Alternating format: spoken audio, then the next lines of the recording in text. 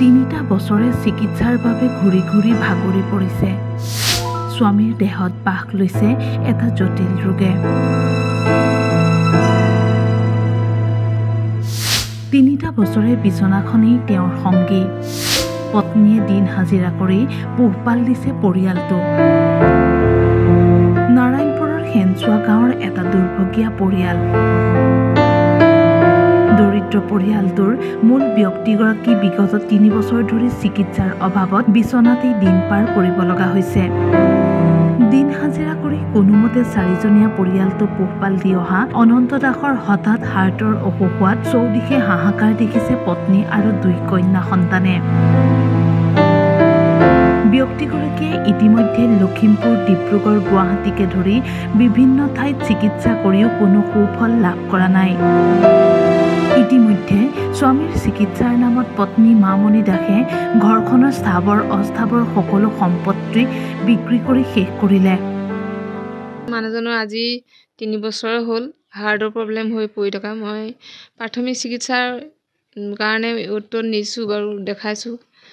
জানুৱাৰী ৩ তাৰিখে আমি গুৱাহাটীলৈ নিছিলোঁ, এপ'ল' ডিছমো মেডিকেলত।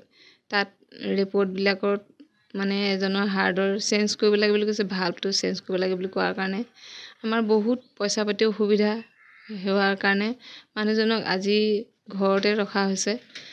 কোনো ফালৰ পৰা সুবিধা কৰিব পৰা নাই। মোৰ মানে সাঁচতীয়া যি য'ত আছিলে সকলোখিনি আদায় হ'ল। আৰু এতিয়া ছোৱালী মোৰ ছোৱালী দুজনী মানে পঢ়া শুনা বা খোৱা বোৱাত মই বহুত কষ্ট, মই হাজিৰা কৰি দিন হাজিৰা কৰি মই খোৱা মানুহ, তেনেকৈ কি মতে মই চলাইছোঁ। ভৱিষ্যতে মই কেনেকৈ চলাম সেইলৈ মোৰ চিন্তা হৈছে। ছোৱালীজনী ডাঙৰজনী হায়াৰ ছেকেণ্ডেৰী এতিয়া ফাইনেল চলি আছে, সৰুজনী তৃতীয়, তাইও পৰীক্ষা হৈ আছে বাৰু। মই য'ত ত'ত ইঘৰ সিঘৰ কৰি কাম কৰিয়ে মই হেৰি কৰিব লগা হৈছে। আৰু পথাৰ ঘৰতো হাজিৰা কৰোঁ। এনেকুৱা পৰিয়ালৰ মানুহৰো কিছুমানে সহায় কৰে আৰু তেনেকৈ চলি আছোঁ। সেয়েহে এতিয়া চিকিৎসাটোৰ কাৰণে ২-৩ মাহমান হ'ল, এতিয়ালৈকে ঘৰতে বহি আছে, কৰিব পৰা নাই। ব্যক্তিগৰাকীক অস্ত্ৰোপচাৰৰ বাবে প্ৰয়োজন হৈছে বৃহৎ পৰিমাণৰ ধন।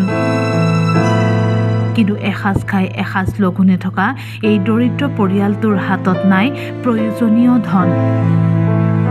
সেয়ে মুখ্যমন্ত্ৰী ডক্টৰ হিমন্ত বিশ্ব শৰ্মাক অৱশেষত সহায়ৰ বাবে আহ্বান জনাইছে পৰিয়ালটোৱে। ডক্টৰে কোৱা মতে অপাৰেশ্যন কৰিব লাগিব।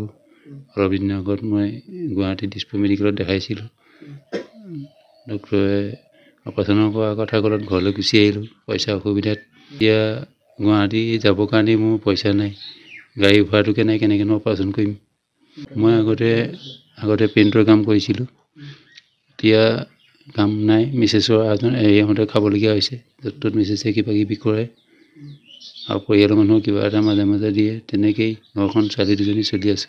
মুখ্যমন্ত্ৰী মহোদয়ক মই অনুৰোধ জনাইছোঁ যে মোৰ অলপমান সহায় কৰক, মোক এই দুখীয়া পৰিয়ালটিক উদ্ধাৰ কৰক।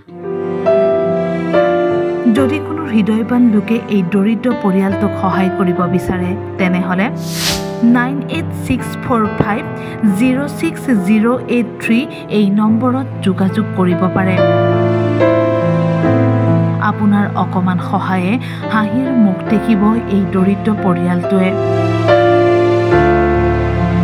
নাৰায়ণপুৰৰ পৰা বিতুপন ফুকনৰ ৰিপৰ্ট, টাইম ইন।